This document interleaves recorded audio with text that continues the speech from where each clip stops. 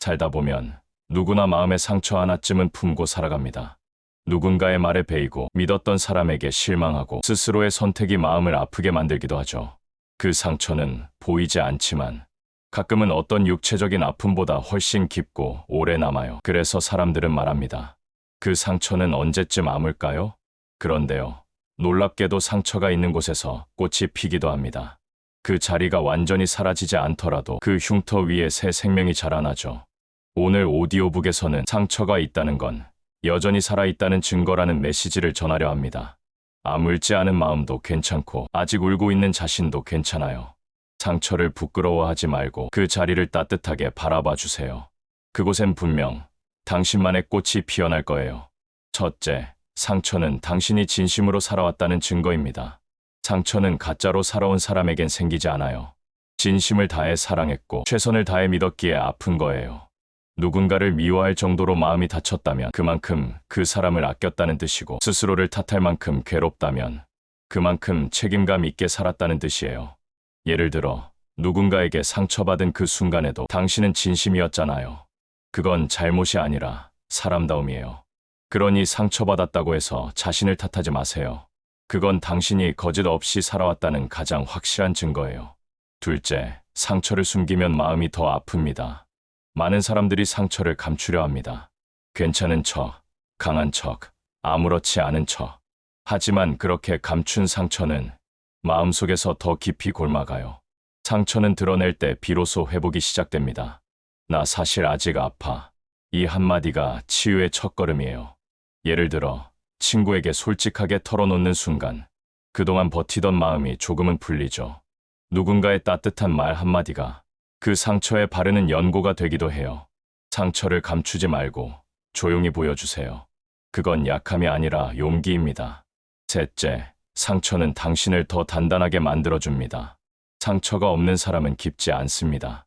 단단한 나무일수록 그 안엔 수많은 상처의 흔적이 새겨져 있죠.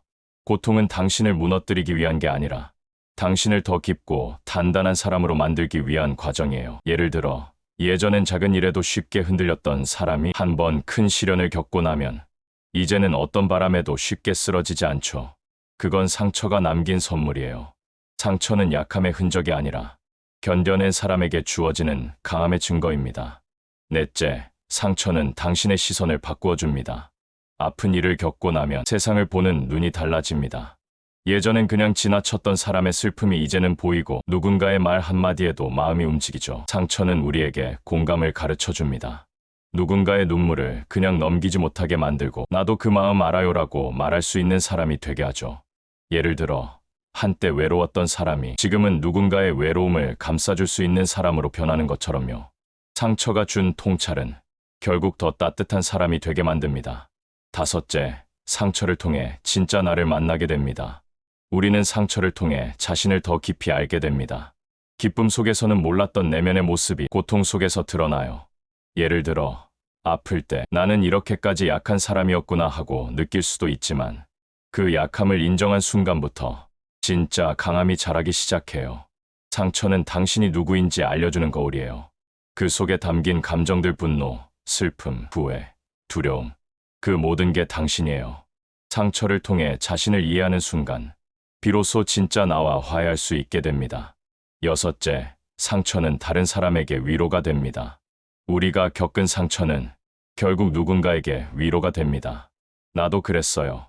이 한마디가 얼마나 큰 힘이 되는지 아시죠? 자신의 아픔을 숨기지 않고 나눌 수 있는 사람. 그 사람이 세상을 따뜻하게 바꾸는 사람이에요. 예를 들어 과거의 상실을 겪은 사람이 지금은 다른 이의 손을 잡아주는 것처럼요. 당신의 상처는 결국 누군가의 희망이 됩니다. 그러니 아픔을 부끄러워하지 마세요. 그건 누군가의 어둠 속을 비춰줄 빛이 될 테니까요. 일곱째, 상처는 사랑의 또 다른 이름입니다. 상처는 사랑이 있었기 때문에 생긴 거예요. 무관심한 마음은 다치지 않아요. 사랑했기에, 믿었기에, 기대했기에 아픈 거예요. 사랑이 지나간 자리엔 늘 상처가 남지만 그건 동시에 사랑의 흔적이기도 합니다. 예를 들어 돌아오지 않는 사람을 그리워하는 건 그만큼 깊이 사랑했기 때문이죠. 그래서 아픈 사랑은 결코 헛되지 않습니다. 상처는 끝이 아니라 사랑이 아직 당신 안에 살아있다는 증거예요. 여덟째, 상처가 완전히 아물지 않아도 괜찮습니다. 모든 상처가 깔끔하게 아물지는 않아요. 어떤 건 평생 흉터로 남기도 합니다. 그렇다고 해서 그 인생이 불행한 건 아니에요. 흉터는 그저 살아냈다는 표시예요. 그 상처가 있었기에 지금의 내가 있는 거죠. 예를 들어 오랜 세월이 지나도 어떤 일만 떠올리면 아직 마음이 쓰라릴 수 있어요. 그건 약하지 않아서가 아니라 여전히 그때의 마음을 기억하고 있기 때문이에요. 아물지 않아도 괜찮아요. 그 상처조차 당신의 일부니까요. 아홉째, 상처 위에 피는 꽃은 더 아름답습니다. 깨끗한 땅에 피는 꽃보다 거친 돌틈에서 피어난 꽃이 더 강하고 아름답죠. 삶도 마찬가지예요. 상처를 겪은 사람의 웃음이 가장 빛나고 진실합니다. 예를 들어 상처가 깊었던 사람의 미소엔 세상을 다 이해한 듯한 따뜻함이 담겨 있죠. 상처가 없었다면 그런 깊은 아름다움도 없었을 거예요. 상처 난 마음에서도 꽃은 피고 향기는 퍼집니다. 열째, 결국 상처는 당신을 성장시킵니다. 시간이 지나고 나면 알게 됩니다. 그때의 아픔이 나를 바꿔놓았다는 걸. 상처는 당신을 약하게 만든 게 아니라 당신을 더 단단하게, 더 따뜻하게 만든 거예요. 그래서 결국 상처는 축복이 됩니다.